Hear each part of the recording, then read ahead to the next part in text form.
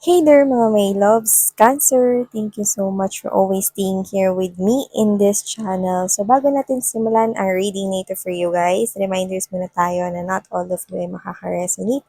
Kaya naman, piliin mo lamang yung mga mensahe na sa tingin mo ay para sa iyo at kung feel mo na ang reading na to ay for you, then this reading might really for you. At syempre, tandaan ninyo na wala tayong gender dito, ba lalaki, LGBT plus watchers, you're all also welcome right here. And of course, you can flip roles if you want. By the way, ang content pala natin is, titingnan natin kung ano ba tong mga sorpresa or mga bagay na hindi mo nalalaman pa, no? Na malalaman mo na, kaya nga sorpresa. So, ibig sabihin mga babes, no, ay kakagulat mo. Pero ang susunod na emosyon, yun yung aalamin natin. Kasi may mga bagay, no, na nakakagulat, no, pero yung emosyon kasunod nun, no, yun yung hindi nyo pa knows, diba? Whether that's a positive or that's a negative thing, we're gonna find out. Okay? So, by the way, my name is Yan. Hi and hello new subscribers. Yan, no? At welcome. At sa returning subscribers, thank you so much at nandito pa rin kayo here with me. So yeah, let's go ahead and check out ano ba tong mga bagay no, na masusurpresa ka.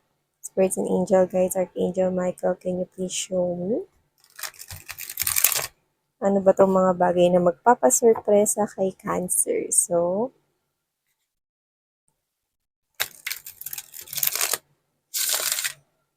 mga bagay na magpapasurprise kay Cancer.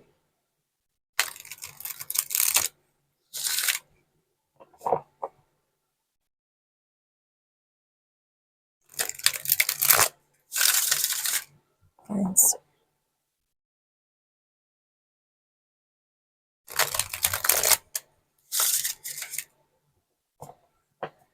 Okay, so let's go ahead, Cancer, at tingnan na natin kung ano ba tong mga bagay na magpapasurprise sa iyo. So, let's see. So, you do have here, Cancer, the Five of Wands energy. Also have here the King of Swords energy. Also have here the King of Pentacles, the Two of Pentacles, the Two of Wands. Could be seeing a lot of those right here. Angel number 222 or a lot of number 2s. We also have here the Justice. Wow. The bottom of the deck, you have here the Four of Swords energy and the Strength card.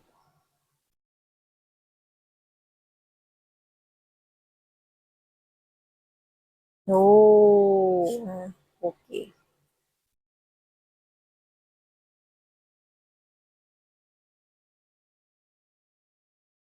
Unahin na natin ang isang bagay na magugulat ka. I do believe na nakuha rin to, no? I forgot lang kung anong zodiac sign yun. One of the zodiac sign na na-read ko yesterday. Yan, no? So, meron ako nakikita rito, no? Na person na nag-betrayed sa'yo.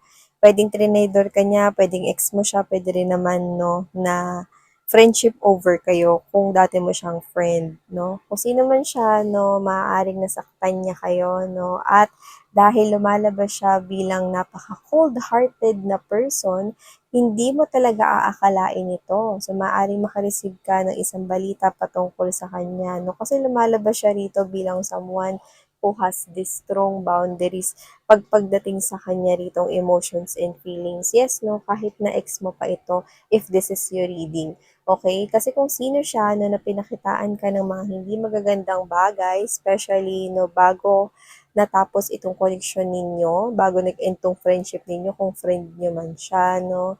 Like literally, okay, parang siya ito na tandang-tanda mo yung tigas ng loob niya, no? Tandang-tanda mo, no, yung para ritong paninindigan niya sa sinabi niyang hindi siya makikipag-ayos ever, hindi siya lalapit sa'yo ever, no? At nakikita ko rito, no, na kakainin niya yun. Masusurpresa ka kasi magugulat ka, no?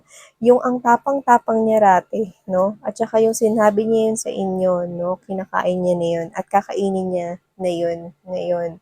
Yan, no? Isa sa mga bagay na magugulat kayo kasi hindi siya makamove on, okay, sa inyo, sa nagawa sa inyo. Yan, no? May gano'n naman talagang tao, di ba lagi naman natin pinag-uusapan yun. Meron talagang mga taong late realizations cancer, 'di ba? So, nakikita ko rito. So, kung sino man siya, no, kung gaano siya katapang noon, ngayon naduduwag na siya. Yes, that's what I'm picking up. Yan. And I'm also picking up right here, no, na get ready kasi maaring magkaroon rito, no, ng issue yung kumpanya ninyo. Yeah, that's very personal and specific. Pero dahil nakuha natin, just take how this resonates, no? Maaaring kayo ito, no, na magkaroon ng issue yung company mismo, no? At magugulat kayo rito. Yan, actually, this is not quite a good news for you guys. No? Pero huwag kayong mag-alala kasi kung para naman to sa inyo, no, hindi ko nakikita ang yan ay magtatagal na challenge na yan, okay? Pero kung kanino man to, okay, nakikita ko rito na meron ditong issue yung kumpanya, no, or issue ng business para iba sa inyo, no, kung saan nakikita ko rito na kung kumpanya yan, nakikita ko na aalis ka. Mm. Nakikita ko naiiwanan mo yan, no? Kasi may issues pala yan. Either, kunwari, may involving legalities because King of Swords is present as well right here, or legal files and documents involved. Pwedeng hindi kompleto, no, yung mga documents ng company na yan, or pwede rin naman na merong ibang kinakaharap na kaso yan na hindi naman inopen sa inyo ng may-ari. Yan. No? Pero huwag kayong mag-alala kasi kahit naman mga babes, no, para sa inyo yun, yung situation na yun, nakikita ko na magbabago yan. Kasi in general, okay, I'm seeing an outcome right here that after this one, you will have this nakakagulat na oportunidad when it comes to your money and coins because the King of Pentacles is right here and the Justice. See, this only means balance in money once again. So, ibig sabihin, no, maganda pa nga, no, na mangyari daw ito kasi parang stepping stone yan, no, para makapunta ka dun sa more stable, no, mas stable na money flow sa'yo. So, whether that's business, no, na isasara mo, okay, because it won't work, or whether that's the company that have issues or policies or guidelines, no, na hindi tumupad or hindi nagmatch, no, sa law or whatever. Okay, nakikita ko rito na meron ditong balance when it comes to your money, finances, and coins, no? With the Two of Wands energy, nire-redirect lamang kayo papunta doon sa right path ninyo. Yes, no? At saka mga babes, no? Nakikita ko rito na bukod sa ganyan, meron pa rito nakakagulat, no, para sa'yo. So, kung ito man ay may kinalaman sa trabaho or pera, yan, no, maaring magulat ka kasi maaring matanggap ka dito. Okay? So, iba nag-a-apply ng trabaho dyan, no, or nagpasa ng resume ninyo, no, sa mga companies, or meron kayo ditong collaboration or business partner na sinusuyo-suyo, no, para maging partner na kayo sa business, no. Nakikita ko rito, no, na at first, maaaring alangan ka, no, na baka tanggihan niya yung offer mo kung business partner man yan or ikaw to na parang sa una, no? Naisip mo rito na hindi ka naman ganun ka-qualified for that position but you will be surprised na ikaw yung kukunin nila for that. Yan, no? So, yun na nakikita ko rito, no? Why? Because they've seen something unique in you. Meron silang nakita sa'yo ritong karakter, personality na ini-embodies, no? Na I do feel like hindi mo alam yun, na yun pala yung magiging susi kung ba't ikaw ang mapipili. And I do not get na skills andyan na yan eh. I think meron silang, ang tawag dun, parang nag-brainstorm sila kung panel interview man ito, whether panel ito or in-interview ka no, ng mag-isa ng HR dito or ng head dyan, no, nakikita ko na nag-uusap-usap sila here, okay, together with the management, no, na ikaw yung pipiliin kasi meron kang mababanggit during the interview or kung sa iba ito ay business collaboration, may mababanggit ka. Okay? And it's not about the skills, it's not about the enhancement of mga bagay na kaya mong gawin, no, or makontribute dyan, no, related to your talent and skills, no, pero nakikita ko na more on likely sa ugali mo. Pero ka talagang masasabi rito na yun yung pinakanatandaan ng HR. Yeah, or yun yung pinakanatandaan rito ng tao, okay, na gusto mong i-business partner, or yun yung pinakanatandaan ng tao, okay, if iba naman yung situation mo regarding sa money, no?